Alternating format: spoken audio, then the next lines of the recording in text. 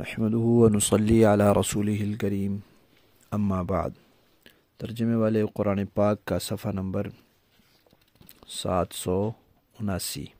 879، 24واں پارہ، سورہ مؤمن، چوتھا رکوع، آیت نمبر 34 اور 35۔ اعوذ باللہ من الشیطان الرجیم، بسم اللہ الرحمن الرحیم۔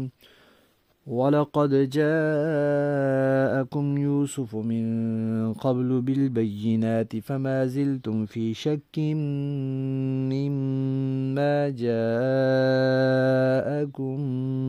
بِهِ حَتَّى إِذَا هَلَكَ قُلْتُمْ لَن يَبْعَثَ اللَّهُ مِن بَعْدِهِ رَسُولًا كَذَلِكَ يُضِلُّ اللَّهُ مَنْ هُوَ مُسْرِفٌ مُرْتَابٌ الَّذِينَ يُجَادِلُونَ فِي آيَاتِ اللَّهِ بِغَيْرِ سُلْطَانٍ أَتَاهُمْ كَبُرَ مَقْتًا عِندَ اللَّهِ وَعِندَ الَّذِينَ آمَنُوا كَذَلِكَ يَطْبَعُ اللَّهُ عَلَى كُلِّ قَلْبِ مُتَكَبِّرٍ جَبَّارٍ۔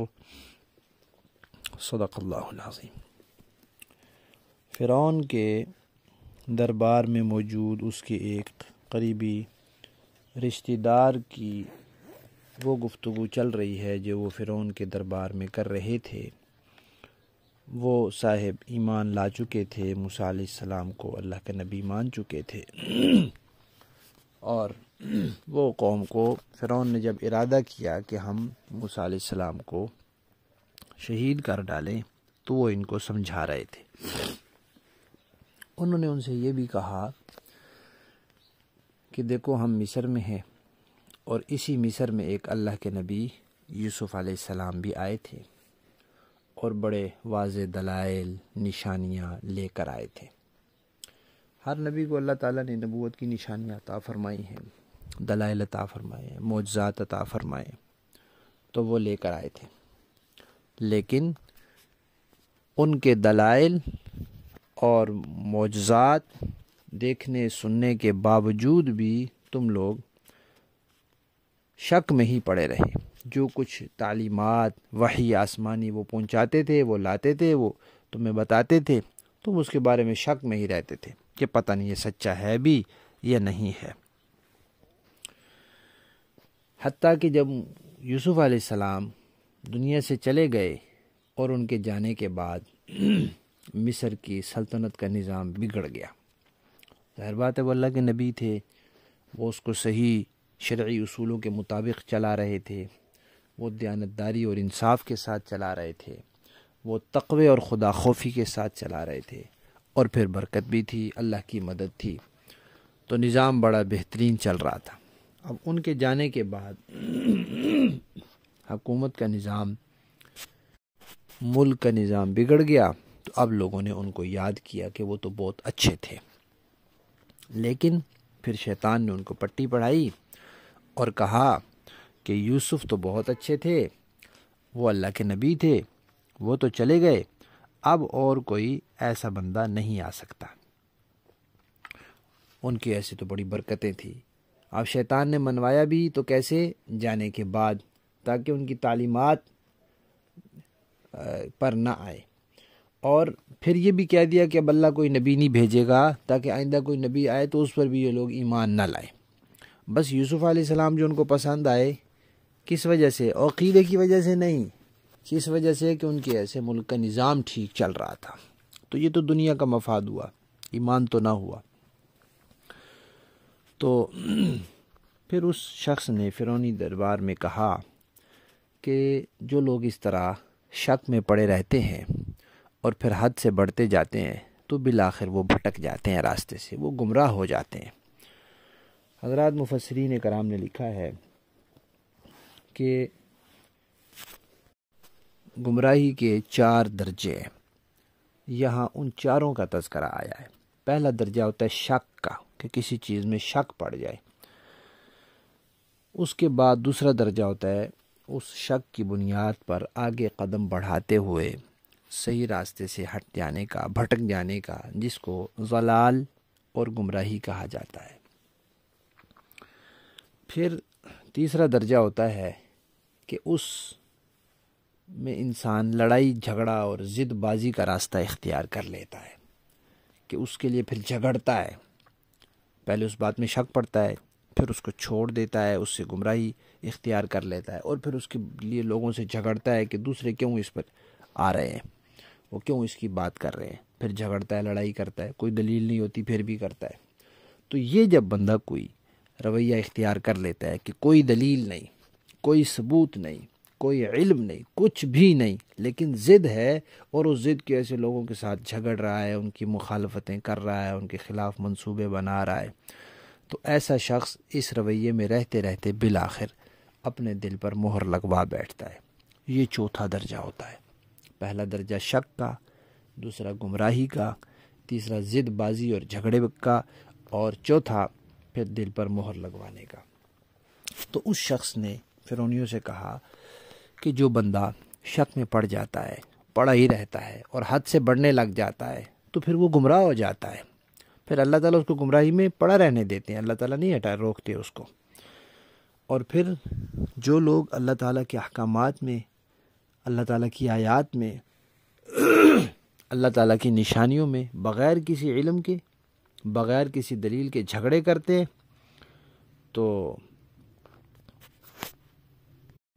ایسے لوگ اللہ کو بڑے سخت ناپسند ہیں۔ لفظ آیا ہے کبر مقتن، اس کا معنی ہے سخت ناپسند ہونا، سخت بیزار ہونا، بہت نفرت ہونا، یہ معنی اس کے کیے گئے ہیں۔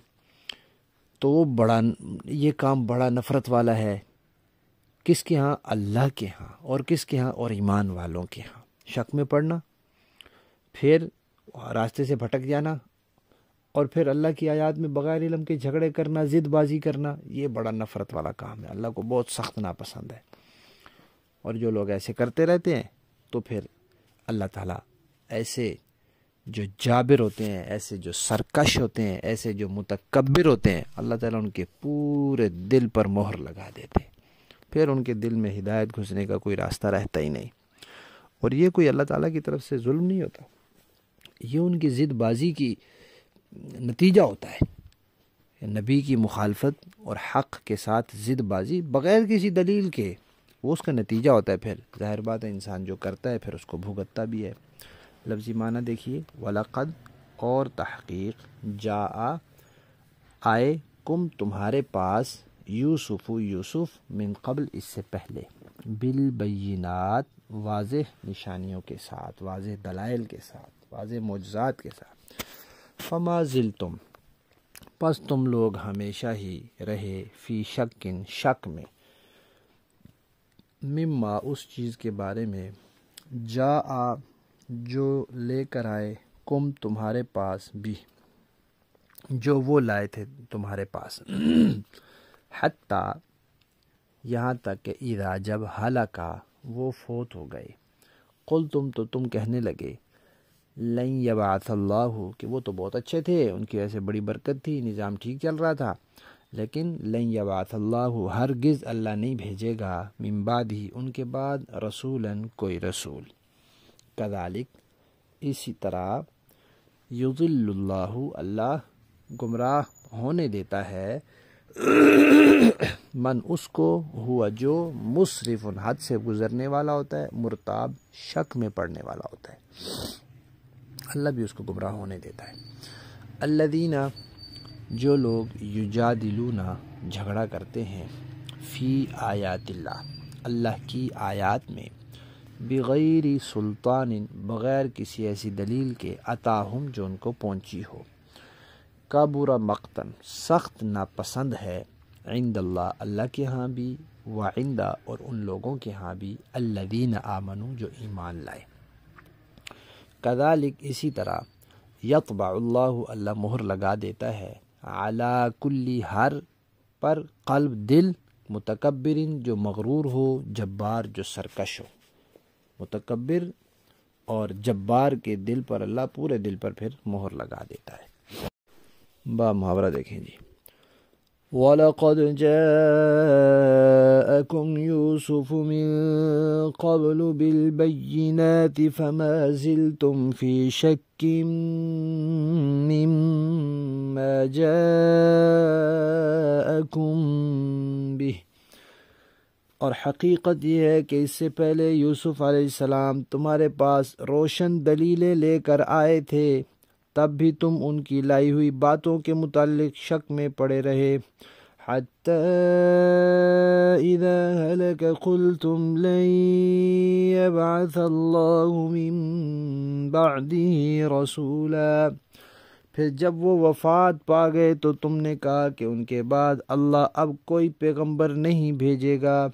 كَذَلِكَ يُضِلُّ اللَّهُ مَنْ هُوَ مُسْرِفٌ مُرْتَابٌ، اسی طرح اللہ ان تمام لوگوں کو گمراہی میں ڈالے رکھتا ہے جو حد سے گزرے ہوئے اور شکی ہوتے ہیں۔ الذين يجادلون في آيات الله بغير سلطان أتاهم، جو اپنے پاس کسی واضح دلیل کے آئے بغیر ہی اللہ کی آیتوں میں جھگڑے نکالا کرتے ہیں۔ كبر مقتا عند الله وعند الذين آمنوا، یہ بات اللہ کے نزدیک بھی قابل نفرت ہے اور ان لوگوں کے نزدیک بھی جو ایمان لے آئے ہیں۔ كذلك يطبع الله على كل قلب متكبر جبار، اسی طرح اللہ ہر متکبر جابر شخص کے دل پر مہر لگا دیتا ہے۔ صدق اللہ العظیم۔